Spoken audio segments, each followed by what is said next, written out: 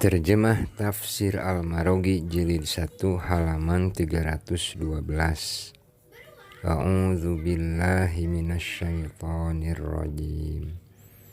Walaqad ja'akum Musa bil bayyinati summa takhadtumul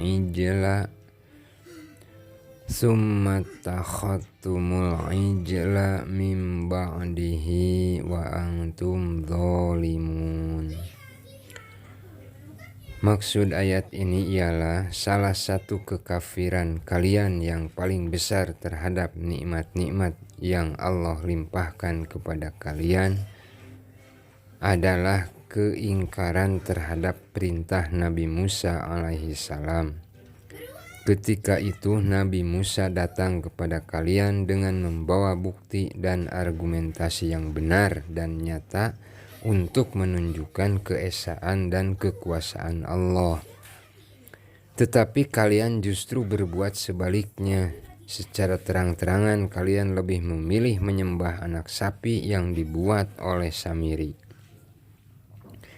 Jelas perbuatan ini merupakan kezaliman dan menempatkan sesuatu tidak pada tempatnya. Kemudian apakah masih ada kezaliman yang melebihi musyrik kepada Allah atau melebihi penyembahan terhadap sesuatu yang tidak mempunyai daya apapun? Wa idh akhadna mitsaqakum wa rafa'na fawqakumut tur khudhu ma atainakum biquwwatin wasma'u. Penjelasan ayat seperti ini telah kami kemukakan pada bahasan ayat-ayat sebelumnya. Hanya di sini terdapat perbedaan bahwa ayat yang sebelumnya dikatakan khudhu ma atainakum biquwwatin wasma'u. Di dalam ayat terdahulu Allah memerintahkan agar memelihara Alkitab, Al-Quran, dan di dalam ayat sekarang Al-Baqarah ayat ke-93 Allah memerintahkan agar memahami dan menaati. Kedua ayat tersebut hampir mempunyai maksud yang sama.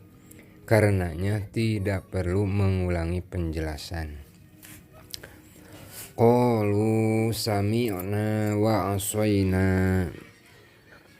Mereka menerima dan memahami janji Allah, tetapi mereka tidak melaksanakan janji itu, bahkan menentangnya.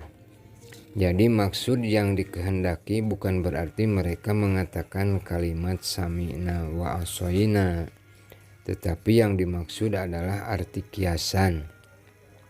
Seolah-olah mereka itu sama dengan orang yang mengatakan kalimat tersebut.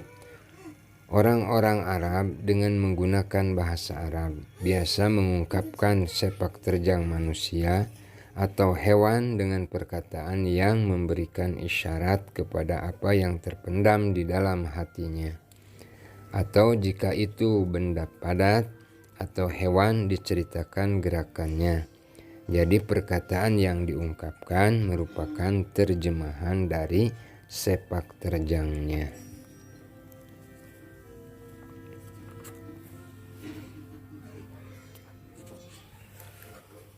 Wa usyribu fi qulubihimul ijla bikufrihim. Kini cinta mereka terhadap penyembahan anak sapi semakin meresap ke dalam hati. Sama halnya dengan yang mereka minum sehingga menimbulkan kesegaran. Sebab utama tertanamnya cinta mereka terhadap penyembah terdahulu yang dijadikan sebagai panutan dalam segala pengakuan kalian itu sama sekali tidak ada buktinya. Hal ini karena sepak terjang kalian bertentangan dengan iman yang sebenarnya. Kedua ayat ini sengaja Allah turunkan untuk menjawab sikap kaum Yahudi yang tidak beriman kepada Nabi Muhammad SAW.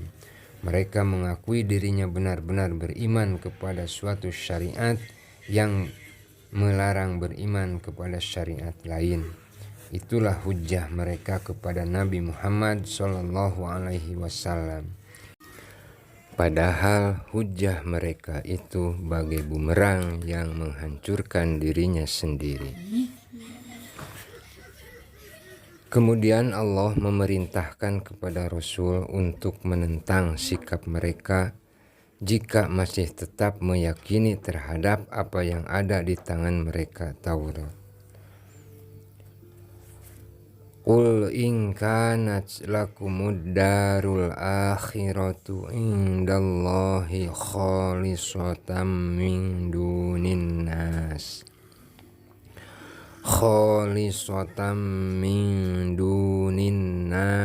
Kalian mati, sebab kematian itu akan mengantarkan kalian kepada kenikmatan-kenikmatan yang hanya dimiliki kalian. Hal ini karena tabiat manusia selalu mengharapkan kenikmatan dan kebahagiaan abadi dan lari jauh-jauh dari segala bentuk kesengsaraan. Terdapat suatu riwayat yang diceritakan oleh kebanyakan sahabat Rasul yang menceritakan tentang mengharap-harapkan kematian di dalam peperangan. Di dalam riwayat tersebut mereka bersikap tulus mengungkapkan apa yang bergejolak dalam hati mereka, yakni keimanan yang benar terhadap apa yang telah Allah janjikan kepada kaum beriman kelak di akhirat. Ada suatu riwayat yang mengatakan bahwa Abdullah bin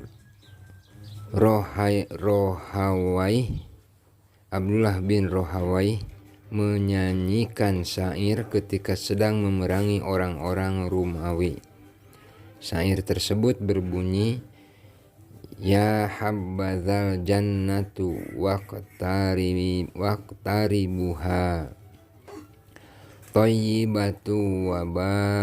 Thayyibatun wa baridun syarabuha.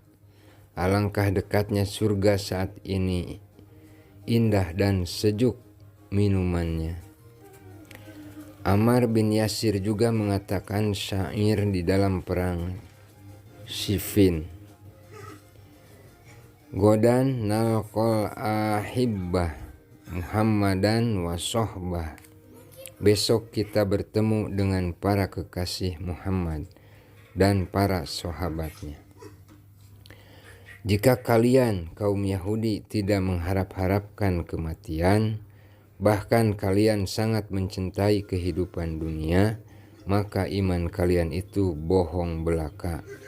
Peristiwa ini juga bisa dipakai sebagai hujjah bagi setiap orang. Karenanya wajib bagi setiap muslimin menjadikan peristiwa ini sebagai ukuran pengakuan iman dan keyakinan dalam melaksanakan kewajiban-kewajiban Allah. Jika mereka benar-benar rela mengorbankan jiwa di jalan Allah dan untuk melindungi agama, mereka itu benar-benar beriman. Dan jika mereka berlaku kikir, tidak mau mengorbankan nyawa untuk itu, bahkan sebaliknya, atau lebih cinta kehidupannya di dunia, ketika ajakan ditujukan kepada mereka, berarti dirinya itu merupakan kebalikan dari pengakuannya.